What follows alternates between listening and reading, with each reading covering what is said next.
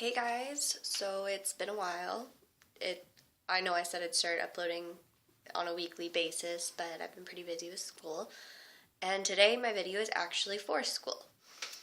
In philosophy class, we have been studying metaphysics, which is like what is human nature, what is the meaning of life, and things like that. And our final assignment part for it is to talk about a song or a movie or something and find the metaphysical ideas in it. So I chose to do Lion King, and that's what I'm going to be talking about today. Before I begin my explanation, I want everyone to understand the similarities between this and Hamlet. The whole plot line of this story is very like character development. You learn a lot about them. So it starts out with Simba's birth and being like christened for everyone to see. And he is really close with his dad. They spend a lot of time together, and then his dad passes away when he gets trampled by a stampede that would have killed Simba, the successor to the throne. This whole plan was set into motion by his uncle Scar. Now, Scar is clearly the evil villain. I can't describe him any better. But yeah, so he killed his own brother, and then he sent Simba away by telling him it's his fault. And he ultimately takes over the kingdom. Simba runs into Timon and Pumbaa and learns their way of life, and then Nala comes across him. Nala is his best friend from childhood. They were destined to be together, and so she convinces him to go back. And when he does, he challenges his uncle and wins and takes his rightful place as the king. Like all good stories, we're going to start from the beginning. The opening song, The Circle of Life, shows a Darwinian perspective of human nature, sort of. It's saying, like, everything evolves, survival of the fittest. It's the circle of life. When Mufasa is talking with Simba and telling him about the kingdom, he says, "When we die, our bodies become the grass, and the antelope eat the grass, and so we are all connected in the great circle of life." This quote really shows a Darwinian perspective. It's talking about survival of the fittest. When lions die, or anything higher in the food chain, they go into the earth. Like, their bodies decompose, and then grass grows, and it just continues in that never-ending circle of life and death. Alright, so following these moments is Mufasa's death. It's a really sad, touching moment in the movie.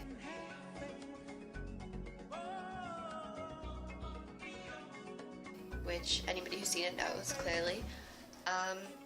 But then Timon gives Simba this really strong piece of wisdom, which is bad things happen, and you can't do anything about them.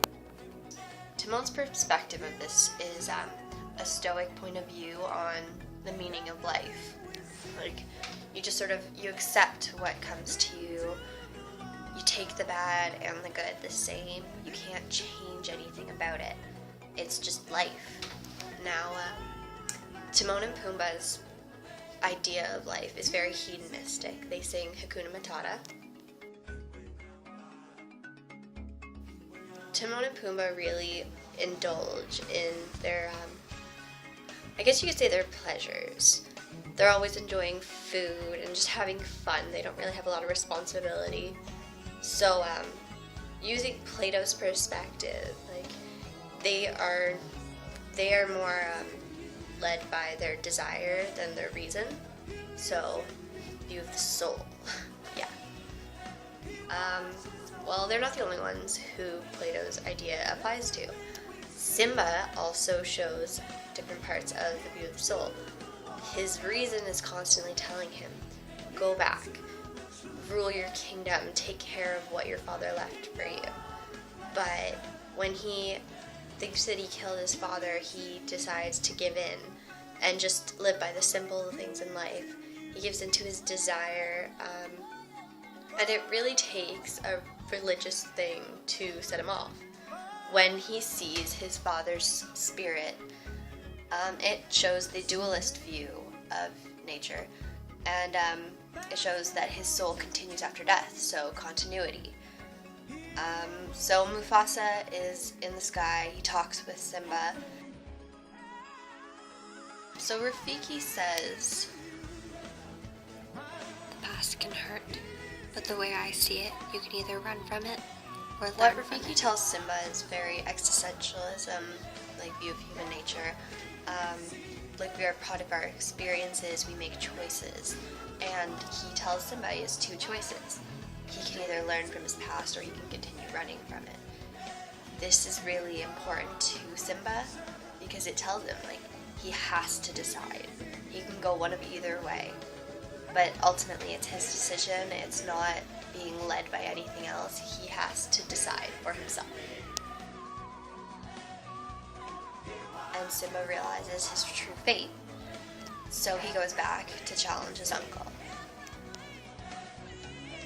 Okay, I know that was very brief and probably not the best explained, but those are the ideas I found in The Lion King. So here you go, Mr. Lusick.